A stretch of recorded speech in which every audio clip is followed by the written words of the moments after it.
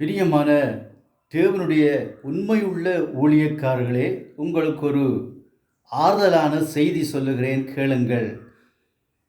தாவீது ராஜா ஒரு நாள் தன்னுடைய படை தளபதிகளோடு வரும்போது, சீமேயு என்ற ஒரு நபர் அவனை தூசித்து கொண்டே வந்தான்.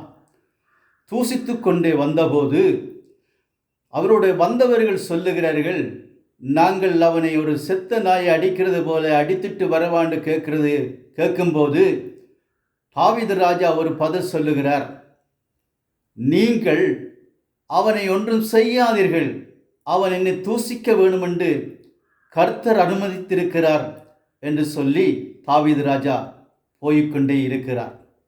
கடைசியில் சாலமோன் மன்னனிடம் தன்னுடைய பிரச்சனைகள் யாவையும் சொல்லுகிறார். ஒரு நாள் சாலமோன் மன்னன் அவனுக்கு கட்டளையிடுகிறார், நீ கிதரோன் ஆற்றை விட்டு வெளியிலே போனாய், சாகவே சாவாய் என்று சொல்லி ஒரு உடன்படிக்கையை எடுத்துக்கொள்ளுகிறான். ஆனால் அவன் வெளியிலே போனபோது திருப்பி பெனாயாவின் மகனாகிய ஒரு படத்தளபதியிடம் சொல்லுகிறார், அவனை கொன்று போடு என்று சொல்லி.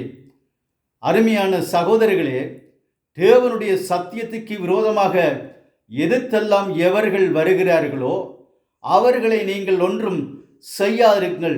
அது தேவன் உங்களை அவர் மூலமாக உங்களை பரீட்சித்து பார்ப்பதற்கோ அல்லது சோதிப்பதற்கோ அவனுக்கு அனுமதி கொடுத்திருப்பார், உங்களை சோதிக்கும்படியாக.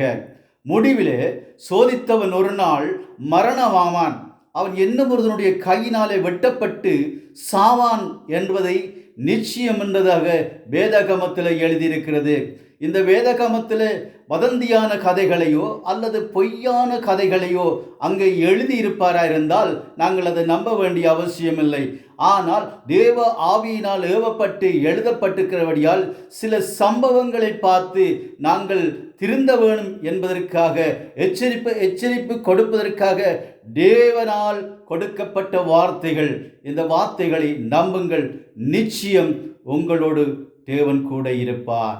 ஆமென்.